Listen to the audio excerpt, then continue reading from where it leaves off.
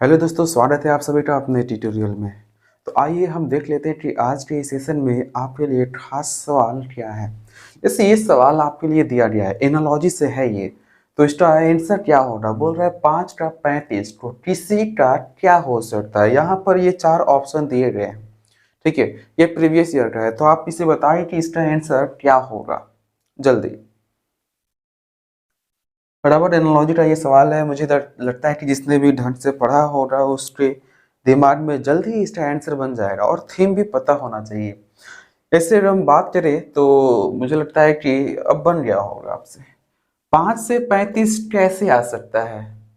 या तो 5 में 30 जोड़कर, या 5 में 7 से मल्टीप्लाई करके, या फिर ये 5 है तो 6 का स्क्वायर -1, यानी कि 5 था तो 5 में 1 जोड़ने पर 6 का स्क्वायर में से 1 माइनस करने पर भी ये आराम से आ जाएगा, ठीक है।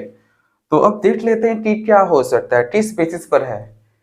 पहले वाले नंबर में 30 जोड़ने पर ये वाला मिल रहा है, तो यहाँ पर 30 जोड़ने पर आएगा, नहीं आएगा, ये नो नो नो, यानी 30 वाला सेक्शन हमारे पास काम नहीं कर रहा है। ये देख लेते हैं 7 5 35, यानी 7 से मल्टीप्लाई करने पर ये अगला मिल रहा है। तो 7 से मल्टीप्लाई करने पर नो, 7 से मल्टीप्लाई करने पर नो, 7 से मल्टीप्लाई नहीं, यहाँ पर यानी इस बेसिस पर भी नहीं हो पा रहा है। ऊपर वाले पे देख लेते हैं, स्क्वायर -1, यानी 11 है तो 11 से 1 अधिक, 12 का स्क्वायर -1 ये आएगा, नहीं आएगा। 8 का स्क्वायर -1 नो, 3 है तो 4 का स्क्वायर -1 नहीं आएगा। 10 का स्क्वायर -1 ये भी नहीं आएगा। अब हमारे पास इस फॉर्मेट में ये नहीं बन पाया तो कुछ और सोचना पड़ेगा। क्या हम ये भी देख पा रहे हैं कि ये 5 है तो 7 से मल्टीप्लाई किया गया है, 5 है तो 7 से मल्टीप्लाई किया गया है, 7 5 35। अब इन 5 और 7 में खास बात क्या है, 5 और 7 में ये खास बात है कि ये दोनों विषम संख्या है, साथ ही साथ ये दोनों अभाज्य संख्या है। तो एनालॉजी वाले सेशन में, एनालॉजी ये जो चैप्टर है इसमें कुछ प्रायोरिटी पर भी ध्यान देने पड़ते हैं, जिसमें पहला नंबर पर क्या आता है, अभाज्य संख्या। अभाज्य संख्या हो गया, स्क्वायर हो गया, क्यूब हो गया, ये सब जो है ये प्रायोरिटी में आते हैं। तो अभाज्य संख्या मेन प्रायोरिटी में रहता है।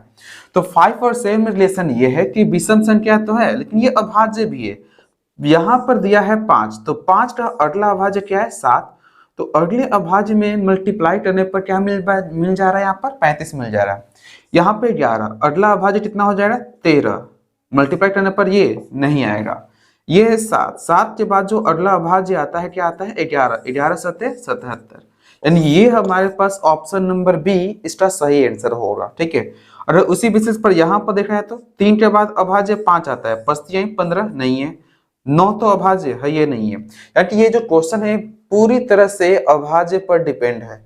अभाज्य था तो इस अभाज्य संख्या में कौन सा अभाज्य से मल्टीप्लाई करने पर 35 आएगा, तो 7, यानी अगला अभाज्य से। तो उसी तरह से किस ऑप्शन में ये इसी फॉर्मेट में सटीक बैठ पा रहा था, तो ऑप्शन नंबर बी में, क्योंकि 7 और इसका अगला अभाज्य क्या है 11, तो वहां से मल्टीप्लाई हुआ तो 77 आ गया, ठीक है। मैं आशा करता हूँ कि ये चीज समझ में आ गया होगा। एक और क्वेश्चन देख लेते हैं, वो भी एनालॉजी से ही सवाल है।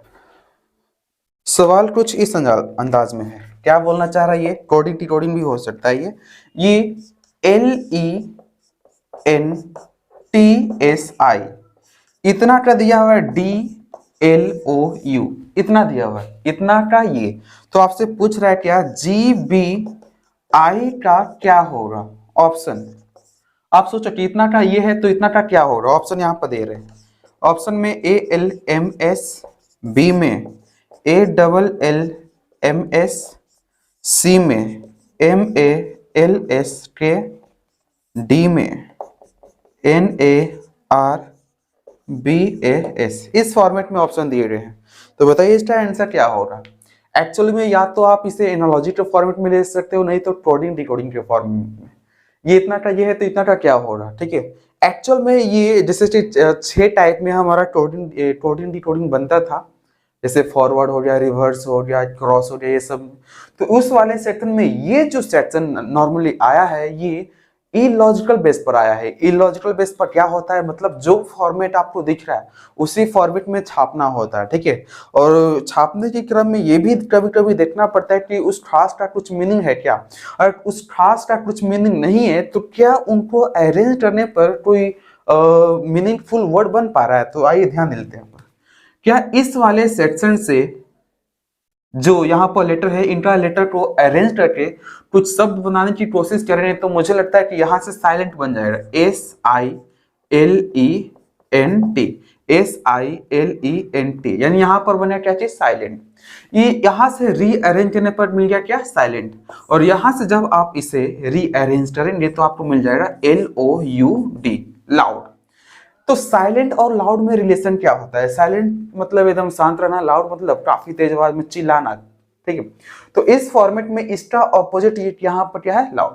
यानी कि यहाँ पर कई सारे सेक्शन को चेक किया जा रहा है, मीनिंग भी, स्पेलिंग भी, यही सब चेक किया जा रहा है। तो आपको बताना कि यहाँ पर यहाँ से GBI से जो भी नया वर्ड मिलेगा उस वर्ड का ऑपोजिट ढूंढना है, और ऑपोजिट भी रीअरेंज करने के बाद। तो GBI से मुझे लगता है कि BIG, बिग मिल जाएगा। बिग मतलब होता है बड़ा, तो बड़ा का शॉर्ट फॉर्म क्या हो रहा है, छोटा क्या हो रहा है, अपोजिट चाहिए ना ये।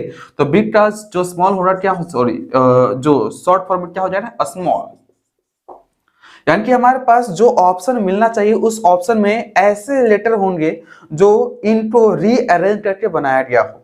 तो आइए देख लेते हैं, यहाँ पर टोटल है 3 2 5, ये इसमें 5 तो नहीं है, इसमें 5 है, हो सकता है इसमें 5 है, हो सकता है इसमें 5 नहीं है। तो आइए देख लेते हैं, स्मॉल वाला जो सेक्शन है ये यहाँ पर स्पेशल के आ चुका है, तो ये तो स्मॉल तो नहीं बन सकता। ये SMALL, ये हमारे लिए स्मॉल परफेक्टली तौर पर बन जाएगा, यानी कि यहाँ पर ऑप्शन नंबर बी ही क्या है, सही है। तो आज के लिए इतना ही, मिलते हैं अगले वीडियो में नए क्वेश्चन के साथ। आपका भी अगर कोई डाउट हो तो आप भी अपना क्वेश्चन जो है इस नंबर पर भेज सकते हैं, 8789493495, ठीक है। तो मिलते हैं अगले वीडियो में।